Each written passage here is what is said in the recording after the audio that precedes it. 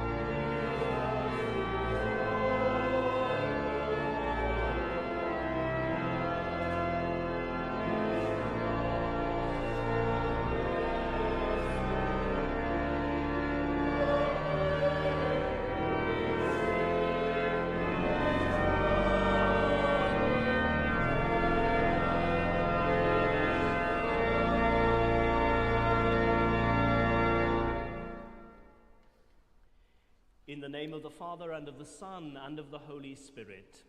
Amen. Grace and peace be with you. And keep you in the love of Christ. When I called, you answered me. You increased my strength within me. As we gather to celebrate this Holy Eucharist to the glory of God, we prepare ourselves by confessing our sins.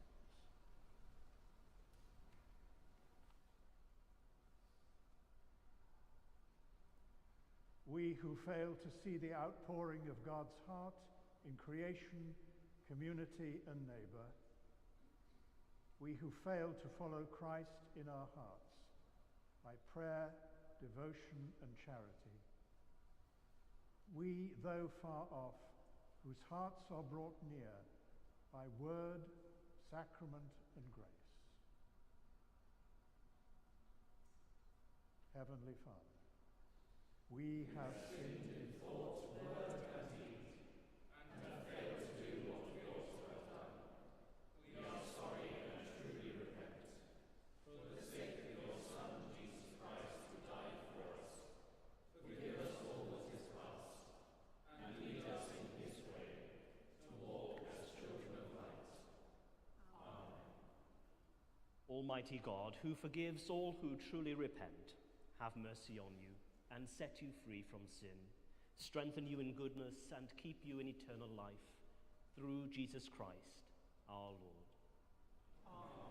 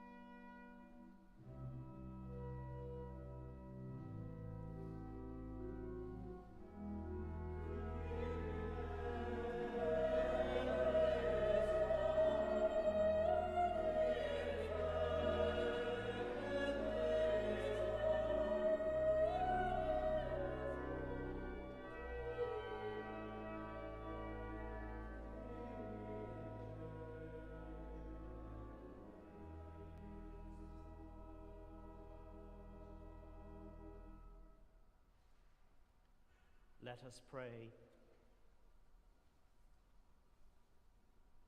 O God, you know us to be set in the midst of so many and great dangers, but by reason of the frailty of our nature, we cannot always stand upright. Grant to us such strength and protection as may support us in all dangers and carry us through all temptations. Through Jesus Christ, your Son, our Lord, who is alive and reigns with you and the Holy Spirit, one God, now and forever. Amen.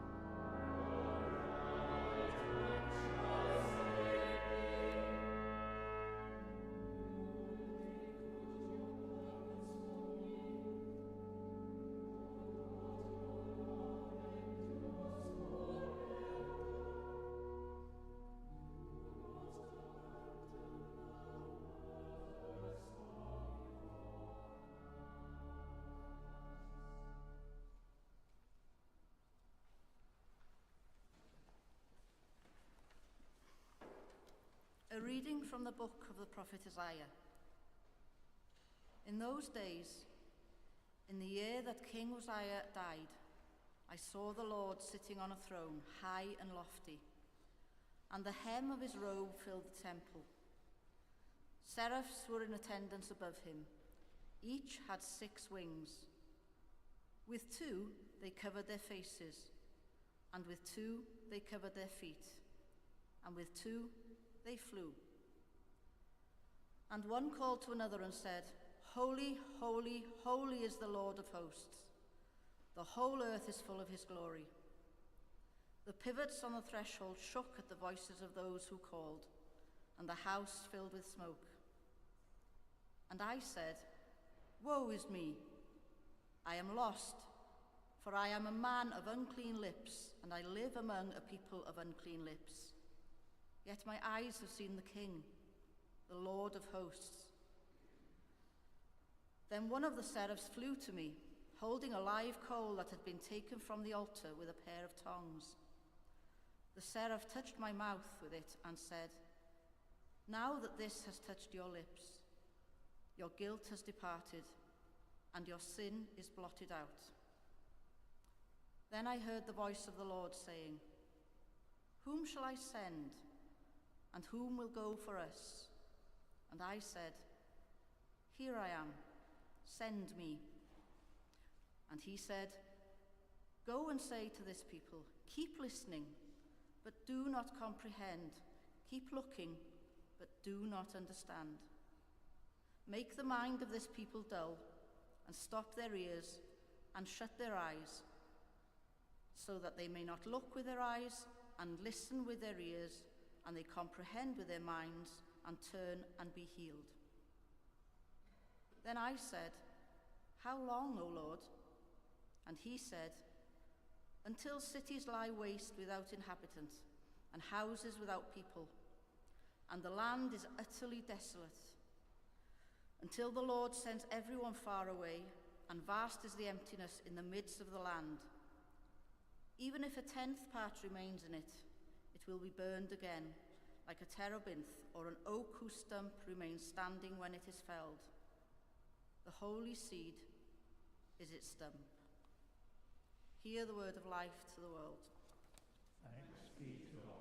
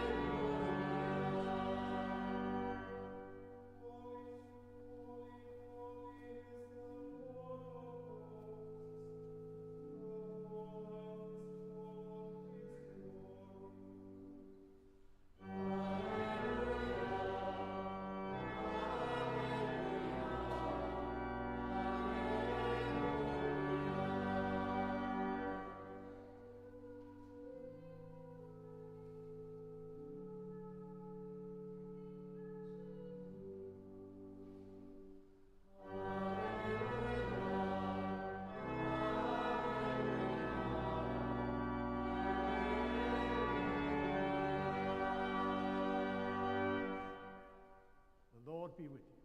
And also with you. Listen to the Holy Gospel of Christ according to St. Luke. Glory to you, O Lord.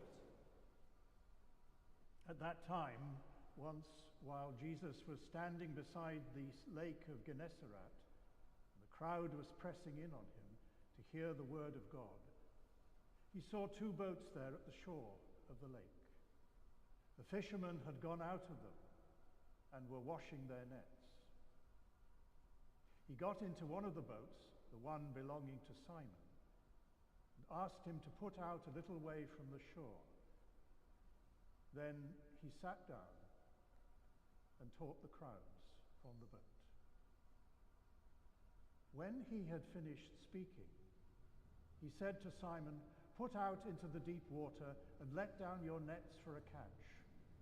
Simon answered, "Master, we have worked all night long, but have caught nothing. Yet, if you say so, I will let down the nets." When they had gone and done this, they caught so many fish that their nets were beginning to break. So they signaled to their partners in another boat to come and help them. And they came and filled both boats so that they began to sink. But when Simon Peter saw it, he fell down at Jesus' knees, saying, "Go away from me, Lord, for I am a sinful man." For he and all who were with him were amazed at the catch of fish that they had taken. And so also were James and John, sons of Zebedee, who were partners with Simon.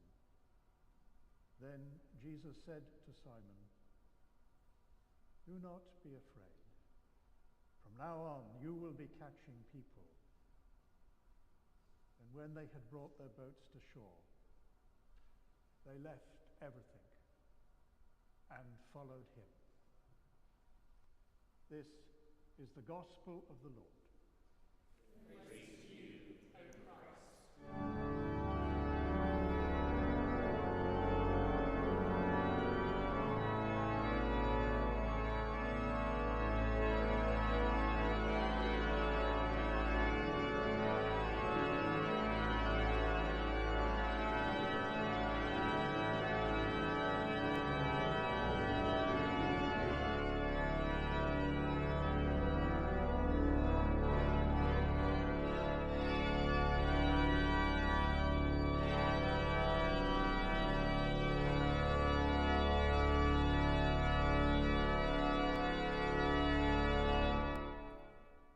Put out into the deep water and let down your nets for a catch. In the name of the Father, and of the Son, and of the Holy Spirit. Amen.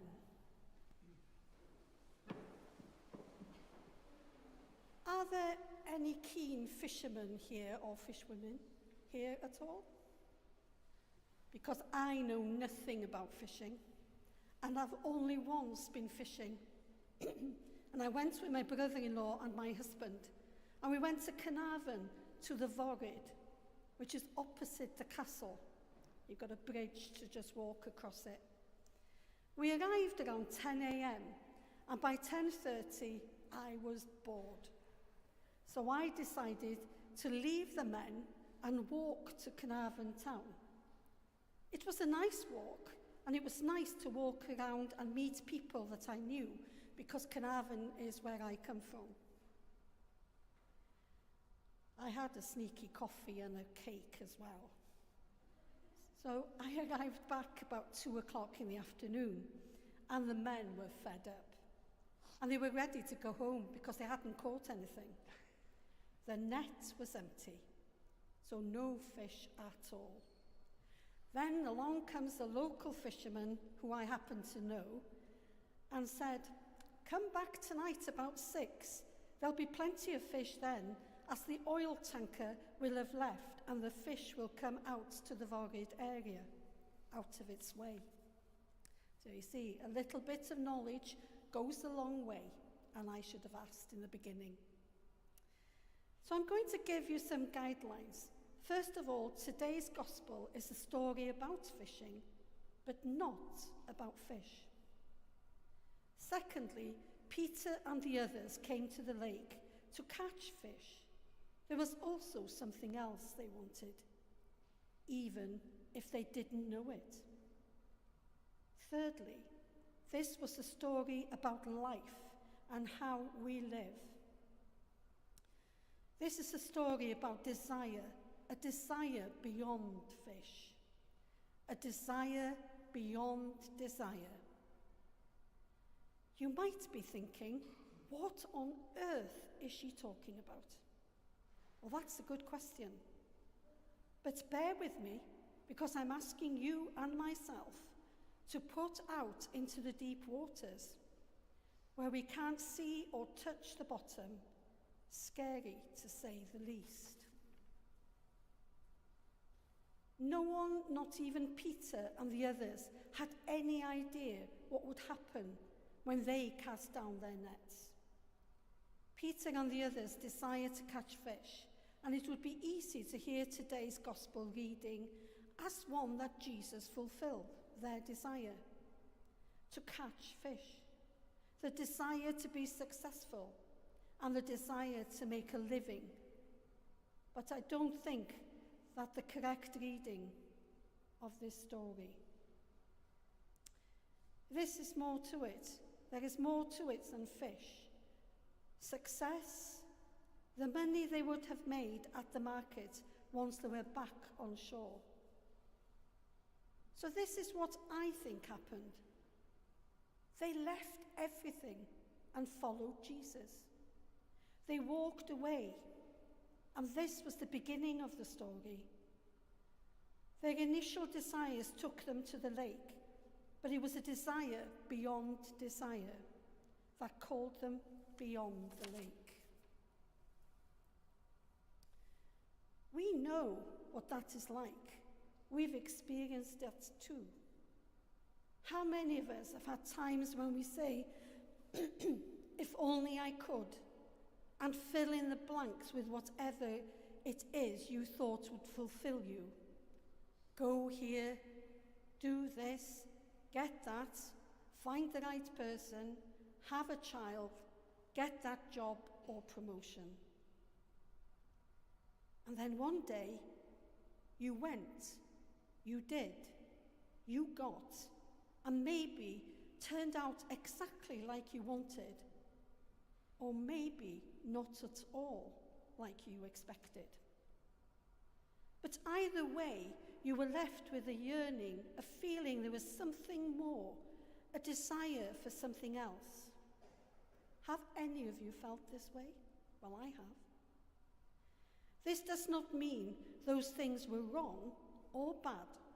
It just means that even within those, there is a desire beyond desire. This is really difficult to describe, but I'm going to try and give you an example.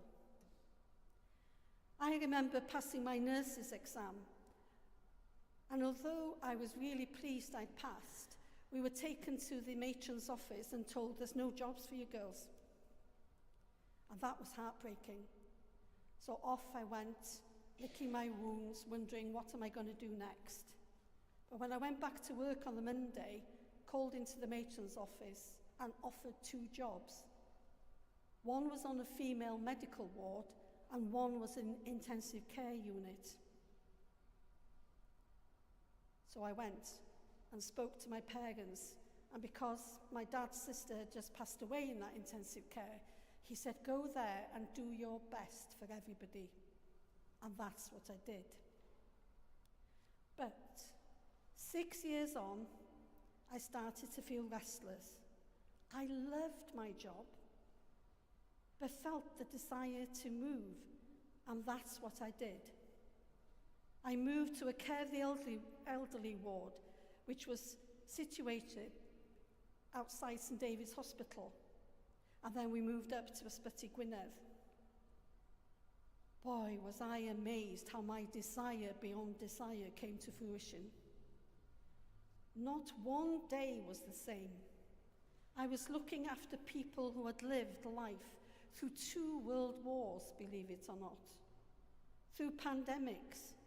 I was privileged to look after people from Poland who lived in a Polish camp just outside Pwllheli. None of them could speak English or Welsh, just their native tongue, Polish. And I decided I'm going to learn a few words, so I'm going to say something to you now. Dzień dobry, which is good morning in Polish. I had a lot of respect for these people, and still do, although I'm fast catching up with them in age. Jesus told Peter to let down the nets, and he did. Jesus knew Peter had deeper desires. Jesus did not magically fill Peter's nets. He touched Peter's deeper desire, and that's what Jesus does for us. We all have that deeper desire. Jesus experienced the desire beyond desire. And in John chapter 4, verse 32, and I quote, "I have food to eat that you do not know about." It is what was going on when he set his face to go to Jerusalem. In Luke chapter 9, verse 51, this is what he was seeking in the Garden of Gethsemane when he said, "Father, if you're willing, remove this cup from me. Yet, not my will, but yours to be done." We want to connect with and be known by something beyond what we acquire, gain, or accomplish for ourselves. We want meaning and fullness in our lives. We all want our lives to matter and to count for something. We want to feel alive. We want to be whole and complete. We want to experience and live in the good, the true, and the beautiful. We want our lives to be abundant. Am I right? Is this how we all want to feel? For ourselves and for those we love? That is our desire beyond desire.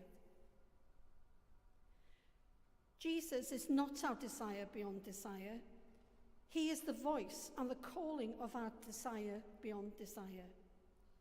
He points to, he guides and accompanies us to our desire beyond desire. He continually woos us into our desire beyond desire.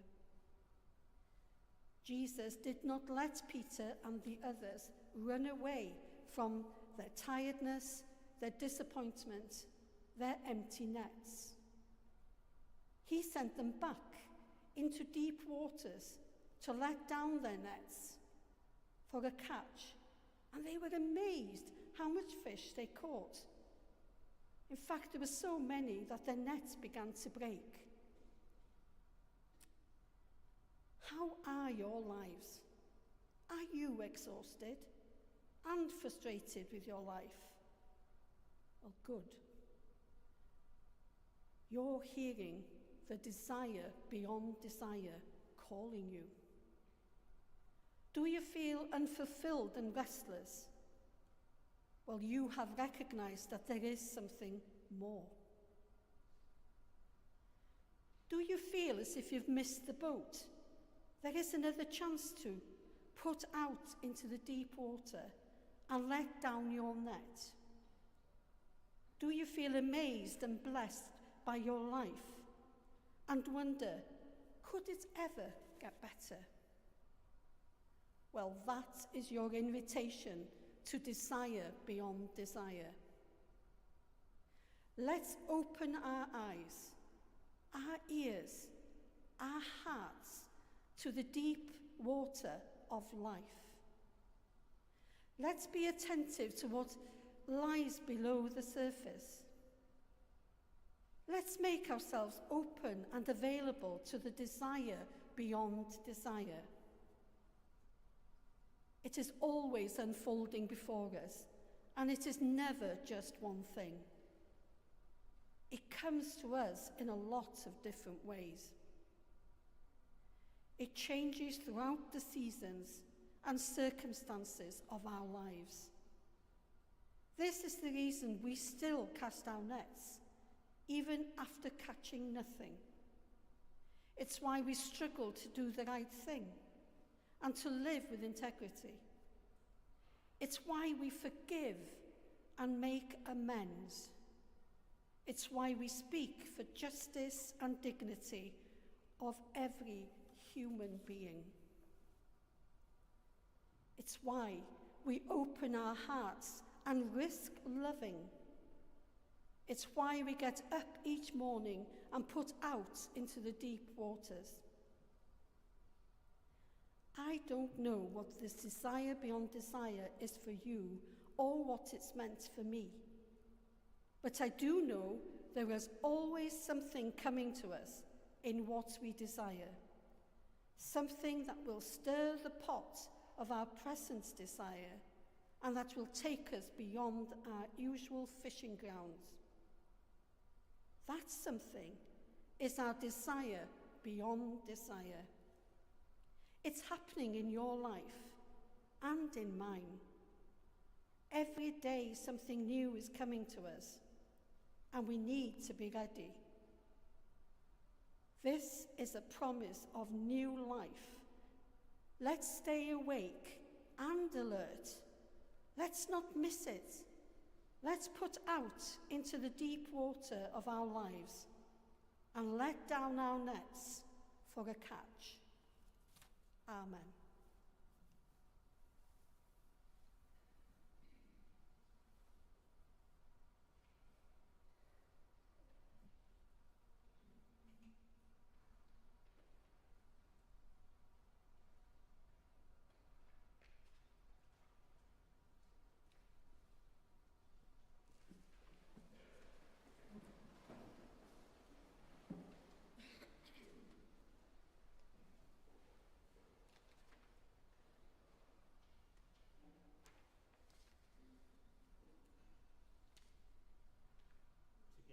Let us affirm our faith. I believe and trust in God the Father, who created all that is. I believe and trust in his Son, Jesus Christ, who redeemed humankind. I believe and trust in his Holy Spirit, who gives life to the people of God. I believe and trust in one God, Father, Son, and Holy Spirit. With all our heart and with all our mind, let us pray to God.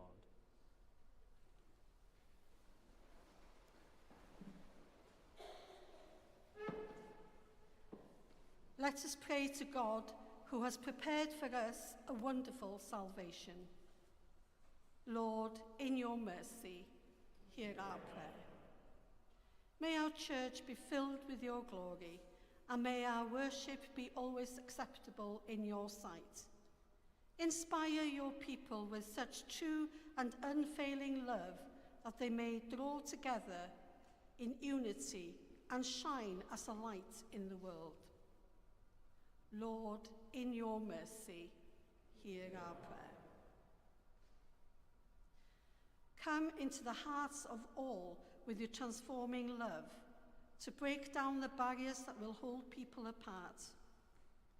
Bring stability and peace to our lives and to all those who live in countries which has war and conflict. And we especially remember Ukraine, Russia, Sudan, Cambodia, and the Middle East. Lord, in your mercy, hear our prayer. We commend to your fatherly goodness all who are anxious or distressed in mind, body, or spirit. We pray for Rahul, Martin, Leslie, Sana Kwasim, Liba Shakel, Maureen Holkner, Victoria, Dimitro, John Watkin-Jones, Ruth Owen, Cliff, and Neil Williams. Comfort and relieve them in their needs. Give them patience in their suffering. Lord, in your mercy, hear our prayer. We entrust to your gracious keeping all who have died in the faith of Christ. And we remember especially Barry, Judy Walton, Canon Williams, Don McCormick, Leslie Mosley, and Alison Jones. And we also pray for those whose mind comes today. Margaret Taylor, Lucy Taylor, Beryl Williams, and Claire Jamsett. Grant us with them a share in your kingdom. Rest eternal grant unto them, O Lord, and let light perpetual shine upon them. May they rest in peace and rise in glory. As we end our prayers, may they be received in the peace of Christ. So, merciful Father, accept these prayers for the sake of your Son, our Saviour, Jesus Christ. Amen.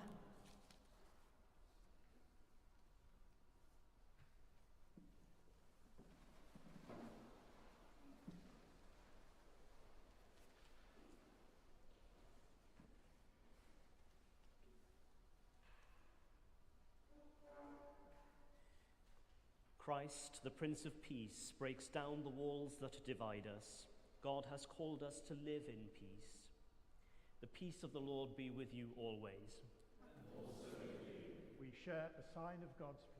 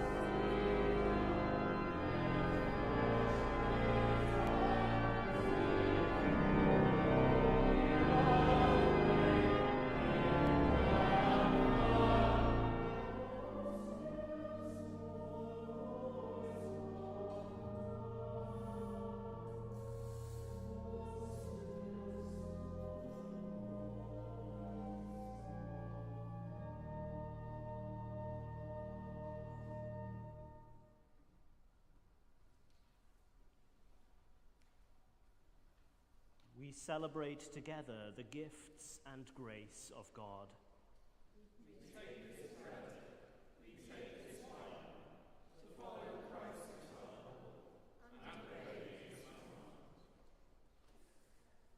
The Lord be with you. And also with you. Lift up your hearts. We lift them to the Lord. Let us give thanks to the Lord our God. It is right to give our thanks and praise.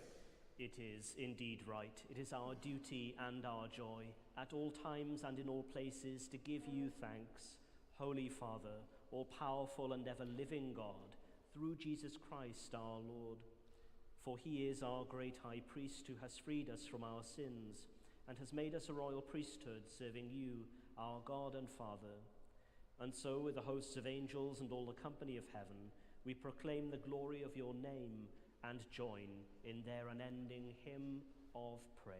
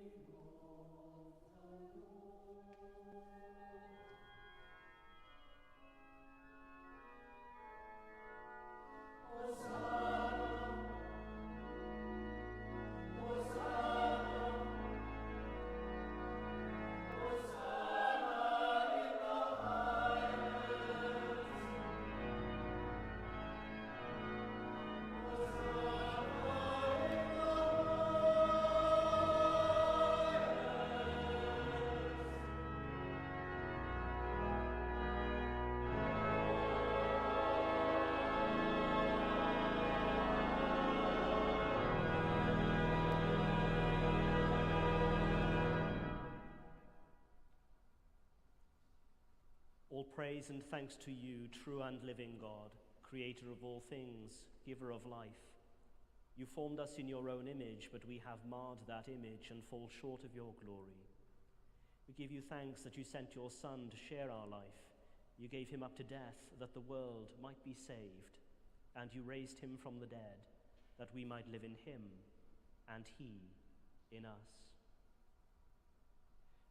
Sanctify with your Spirit this bread and wine, your gifts to us, that they may be for us the body and blood of our Saviour Jesus Christ. On the night he was betrayed, he took bread, and when he had given thanks, he broke it and gave it to his disciples, saying, "Take, eat, this is my body which is given for you. Do this in remembrance of me."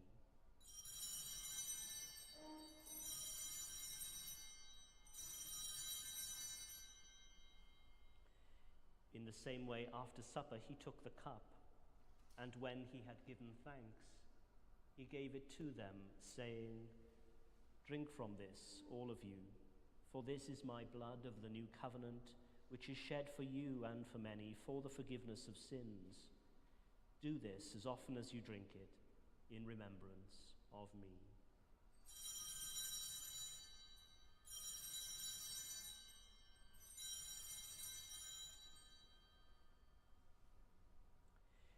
Let us proclaim the mystery of faith. Christ has died. Christ is risen. Christ will come in glory. As he has commanded us, Father, we remember Jesus Christ, your Son, proclaiming his victorious death, rejoicing in his resurrection, and waiting for him to come in glory. We bring to you this bread, this cup.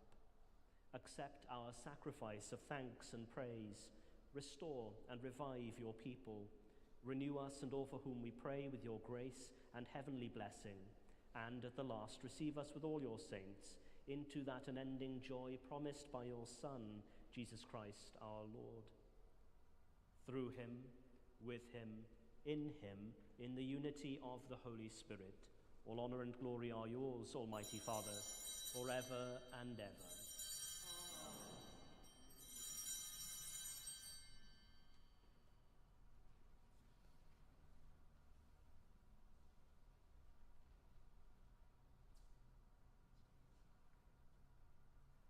As our Saviour taught us, we boldly pray. Our Father, who art in heaven, hallowed be thy name. Thy kingdom come, thy will be done, on earth as it is in heaven. Give us this day our daily bread, and forgive us our trespasses, as we forgive those who trespass against us. And lead us not into temptation, but deliver us from evil. Thine is the kingdom, the power, and the glory, forever and ever. Amen.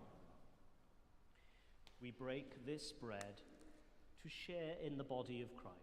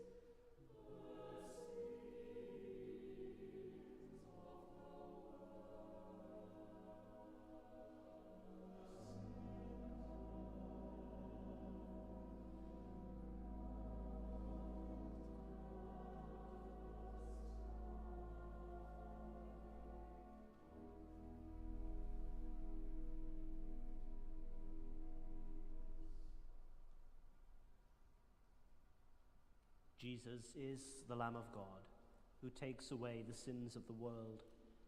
Happy are those who are called to his supper.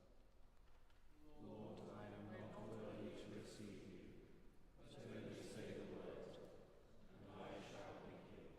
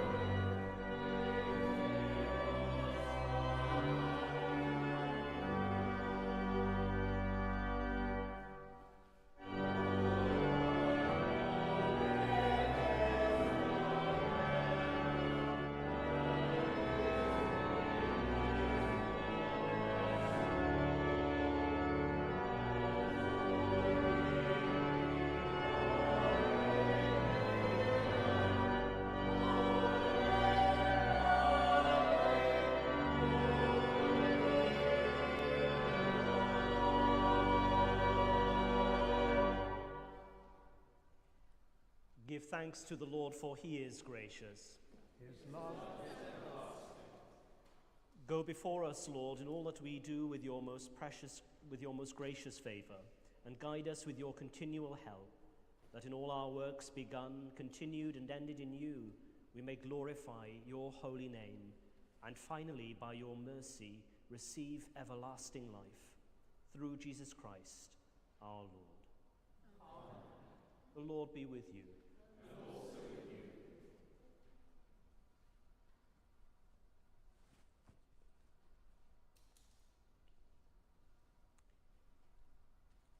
Keep your eyes fixed on Jesus, who was wounded for our sins, that you may bear in your life the love and joy and peace, which are the marks of Jesus in his disciples, and the blessing of God Almighty, the Father, the Son, and the Holy Spirit, be among you and remain with you always.